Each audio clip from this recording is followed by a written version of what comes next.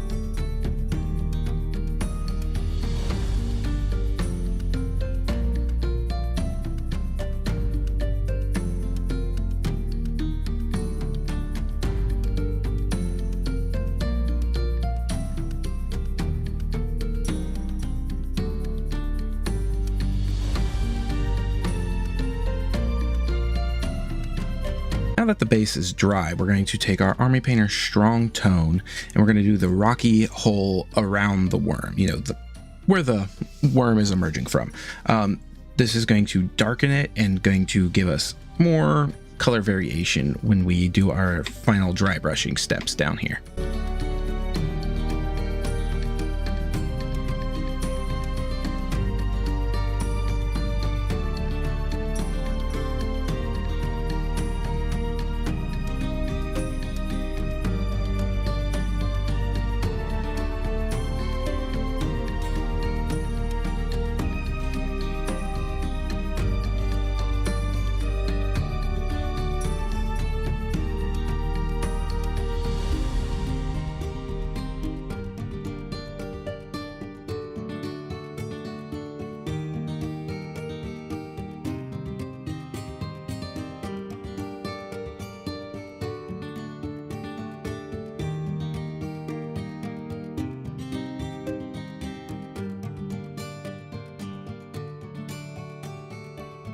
Once the wash is good and dry, you can move on and grab some driftwood brown from Reaper.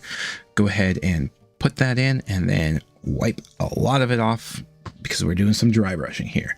And again, we're just going to be dry brushing the rocks or the hole where the worm is emerging from. Give it a nice dry brush. We want that kind of sandy look to this. And then the wash will stay down in those recesses, and then the brown will hit, or the shield brown will still be there for where your dry brush doesn't hit. It gives a nice color variation of browns. For these next couple steps, we're going to be using Army Painter Skeleton Bone. So if you get a little too much on your palette, that's okay, because you'll need it for the next 3 steps.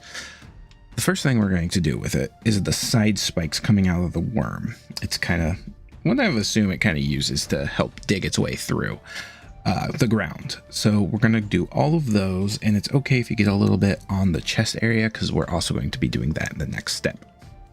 But yeah, just for now, do the spikes.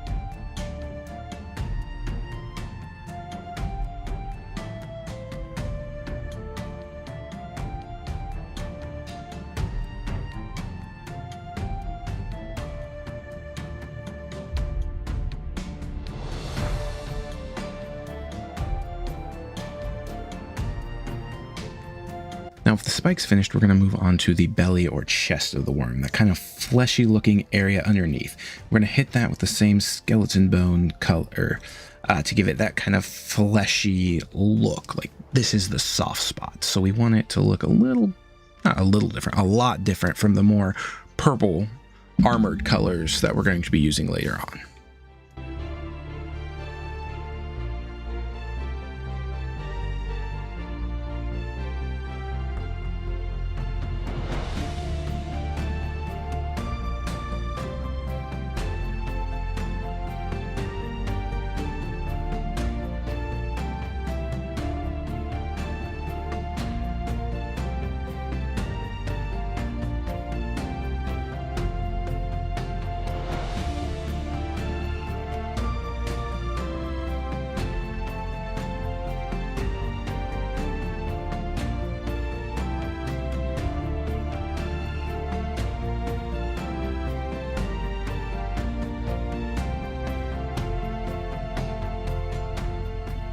Now for the final step with our skeleton bone, we're going to move on to the teeth.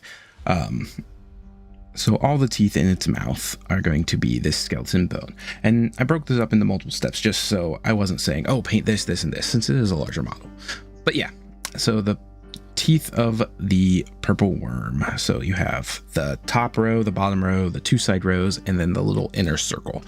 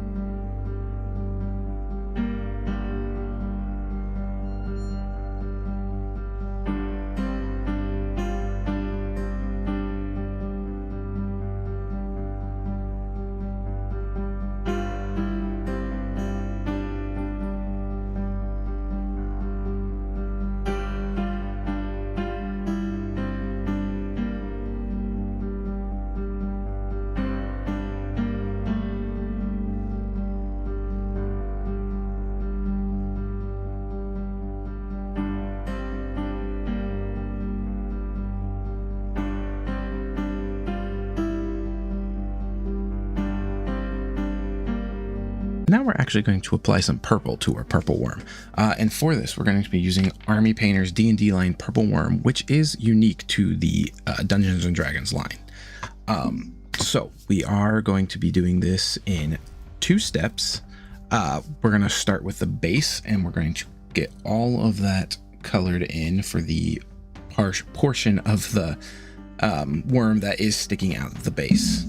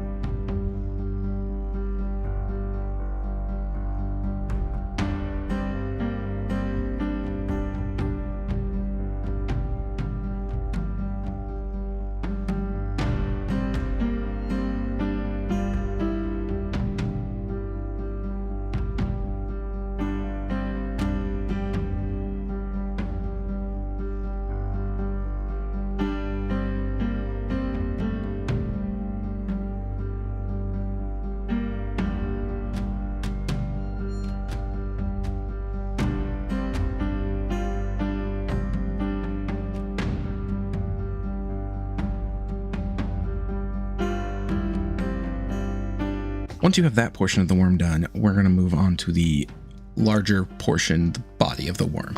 And I found it easier to do one side at a time, let that dry, flip it, and do the other side.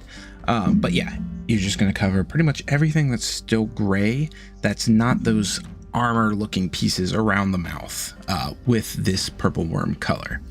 And again, I found it much easier to paint half the worm and then the other half. Also, make sure you're painting the insides where it's going to connect to the base.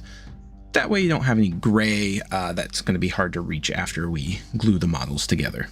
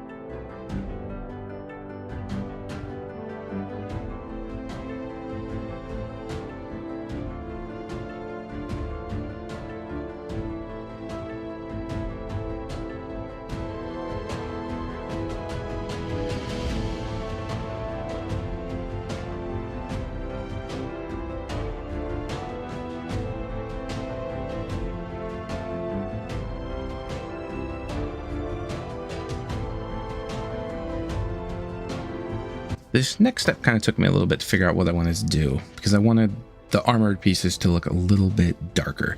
So what I ended up doing is I grabbed D&D line from Army Painter, Phase Purple, which is another unique color.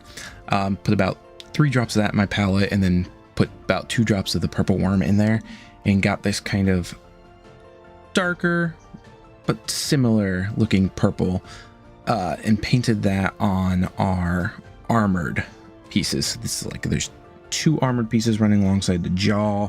On the side teeth pieces, there's that, and then the spike-like pieces that go down over the teeth on the top.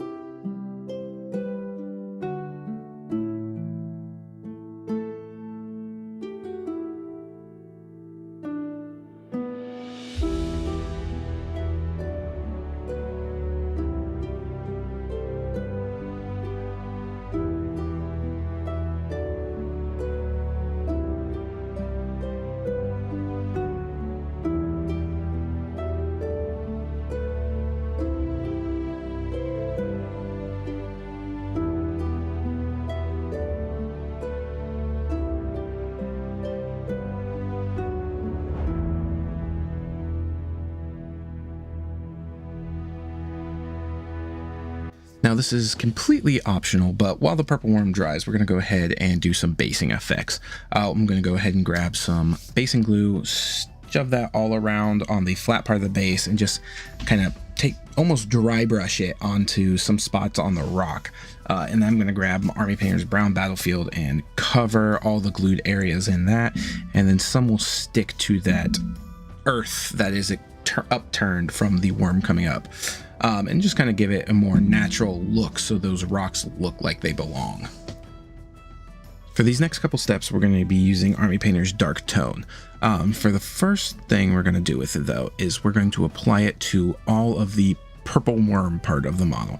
And I mean the purple worm paint. So that is not the paint mix for the armor, just the back of the model. And when we're doing this, we want to make sure we kind of spoon it out of the little fleshy holes, because I noticed it was really building up in those. You don't want those to be too dark. You still want to see some purple in them. And also there's this nice line going down the model, and I filled that with the wash, and I think that looks really good now that it's all dried.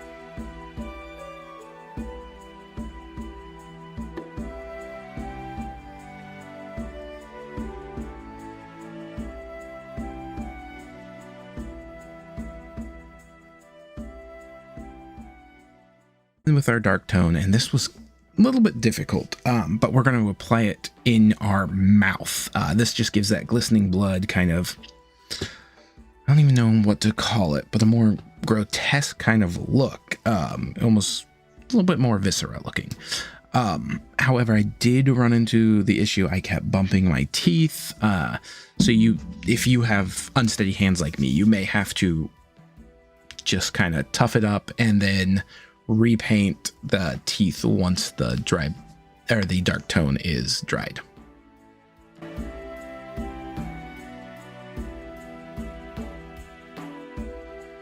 Gonna hit you with a 1-2 punch here. First thing we're gonna do is we're gonna attach the actual worm to the base. I just used some some Gorilla super glue, squirted it in the little hole, and it fit right in. Held it there for a little bit, released, model stayed. So let that dry for about 5 minutes, then grab some purple tone, squirt that in your dry palette, and we're going to do the armored parts around the mouth. So that purple mix that we made just in that purple tone, and that's just going to add some more purple variation to this worm.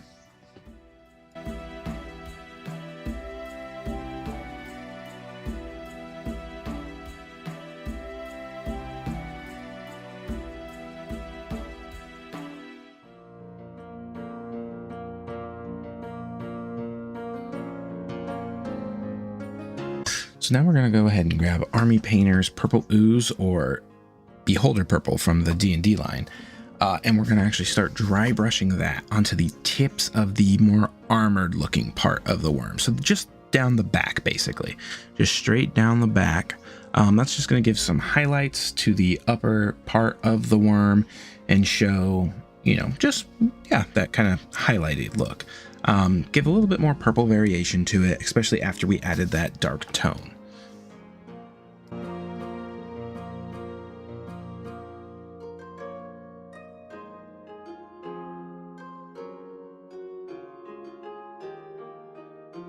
So these next couple steps involve the strong tone wash from Army Painter. And first thing we're going to do with it is we're going to hit up the teeth, the spikes in that chest. So everything we covered, we painted with the skeleton bone. This is going to give that kind of nice dirty look to the skeleton bone and really make the model kind of pop with dirt.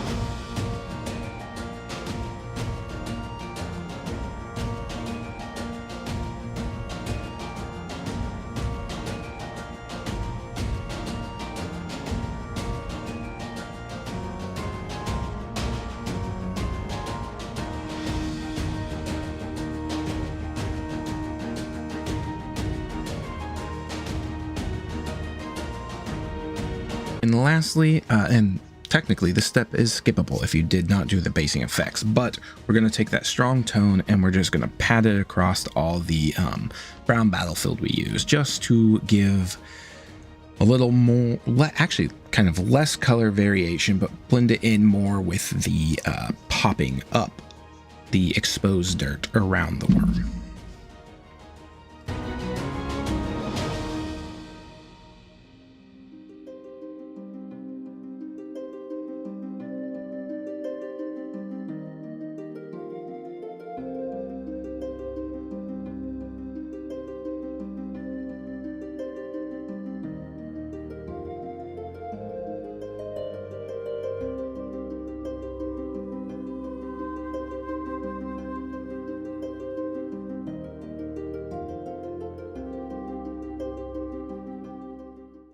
We are back. The model is completely finished. Did add a little bit of base effects. I'll talk about those as I go over it. But yeah, the purple worm is done. So without further ado, here it is. But yes, here's the purple worm by schlossbauer over on my mini factory. All of its purpley glory. There's the basing effects that I added, mostly just some different tufts from Army Painter. Mostly just added those to kind of hide some of the little mistakes, or where some of the gravel was a little less,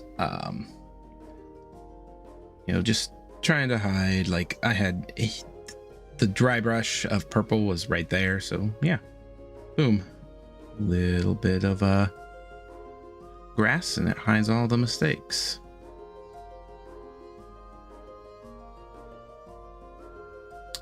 But yeah, really enjoy how the model turned out. I'll leave it like that so you can actually see it as it is. Ooh, kick the fan. It is a pretty large model. I mean, full stack for size comparison. I don't have any other models around right now, but yeah, very cool. I have a half painted cart, I guess. But great model, especially for free. Again, I did have to scale it up quite a bit to actually make it the gargantuan size, but I think it looks wonderful. The supports were pretty easy on it. If you do support your own models, just gonna flip it and yeah. This model has, it was one of the first things I downloaded and printed, honestly, like 2 years ago, and it was daunting to me. I mean, it's very large, just like the Chardolin Dragon and the Zombie T-Rex. These large models, I'm like, yeah. I'm like, oh god, there's less to hide behind when it comes to mistakes, I feel like, especially with something like this. But then with something like this, and you look at like the actual color scheme, and you're like, oh, it's so basic. It's literally just purple and an off-white and some red. So yeah, I mean, this part isn't actually on, the actual model, but if the actual model looks more like the inside teeth there, but I kind of like how this one kind of opens up, like Predator style. So that's one of the reasons I decided to pick it for my purple worm. So a couple things in the future that I may have done differently. This, the Fierzer's purple worm color that I used here, I think if I would have done all this hard scale in that, it would have looked a little better, and just left this with the softer purple. And then this purple highlight that we did with the dry brush would have shown a lot more on this. And then this like skinny purple would have been, skin. That, and I almost feel like I should have done the soft tone wash on this, but it's dirty, and it should be dirty. It's a dirty worm. It's literally bursting out of the ground. I thought about, maybe some brown dry brushing throughout the model, but I'm like, I'm just making this for tabletop. I'm not trying to win any awards, but that is something that you could do, is take this Same sand color here and kind of dry brush. But yeah, I do like how it turned out. I really appreciate the model, especially since it's up for free. And again, simple scale up and you have it at the gargantuan size. So I think that's going to be it for this one. I do hope you guys enjoyed. Don't forget to like, subscribe, and leave a comment to let me know how I'm doing. And I will catch y'all later. Peace.